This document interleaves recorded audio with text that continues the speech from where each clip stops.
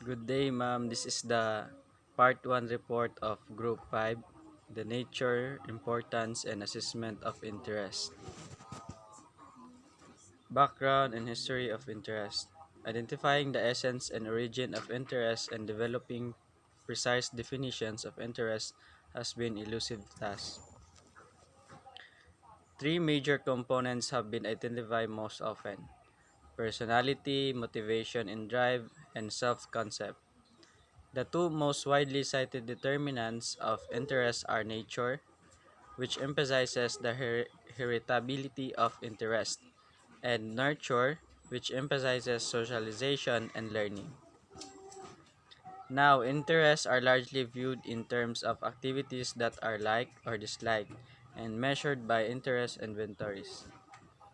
Interest and vocational theories. Vocational interests are one of many variables included in most theories of career development. Interests are candidates for inclusion in emerging perspective on the biological basis of behavior. Emerging perspectives. The role of nature in interest development. Most career theories focus on the role that nurture plays in shaping and developing interest. Behavior genetic studies using twins are as Willias participants with other kinships allows research designs that tease apart genetic and non-genetic effects. Agency, sample pleasure from enterprising activities such as leading, persuading, and selling, and communion have been shown to reflect distinct neurobiological processes. Given the relations between interest and personality, agency and communion also may shape vocational and leisure interests. Pursuing research that integrates the approach, motivation, system, and interest may contribute to understanding the neurobiology that predisposes people to pursue or avoid vocational and leisure activities. Interest and major theories of career development. Among all vocational theories, Holland's 1997 theory of vocational personality types focuses most explicitly on interest. The notion that interest and personality share common variants are correlated has been a popular hypothesis for decades. In career construction theory, see Savika's Chapter 6 this volume, interests play a role in this development of children's reputations in their families, schools, and neighborhoods and community. Next is theory of work adjustment or TWA.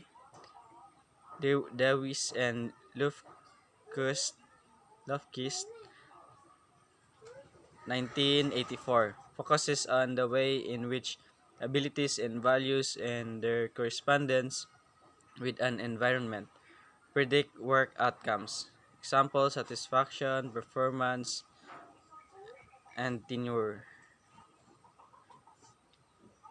Next is super's work. Asserts that an individual must be ready to make decisions before assessment of construction, like interest, can actually contribute to development. Gottfried's work, interests are one of many important elements that form the self-concept, and SCCT importance is on the external environment and how that affects one's interests.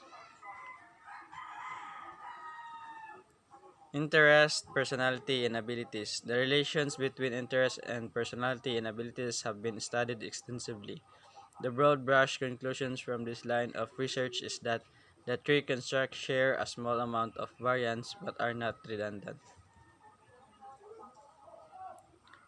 A. Interest and personality. Two or three personality and interest variables share a modest amount of variance. Openness and Holland's investigative and artistic interest, extraversion and enterprising and social interest, and to a lesser extent agreeable Ness, and Holland's social interest. For prediction and career counseling purposes, interest and personality should not be treated as interchangeable constructs. B. Interest and abilities.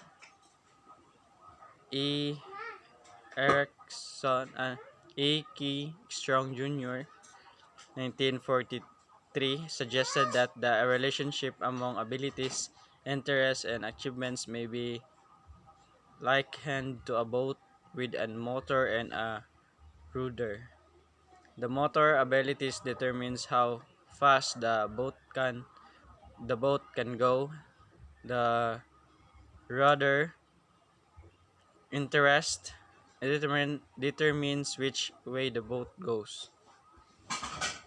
C. Stability of interest. If interests are not stable, then interest inventories have no change for predicting occupational or educational choice. The stability of interest depends on the age.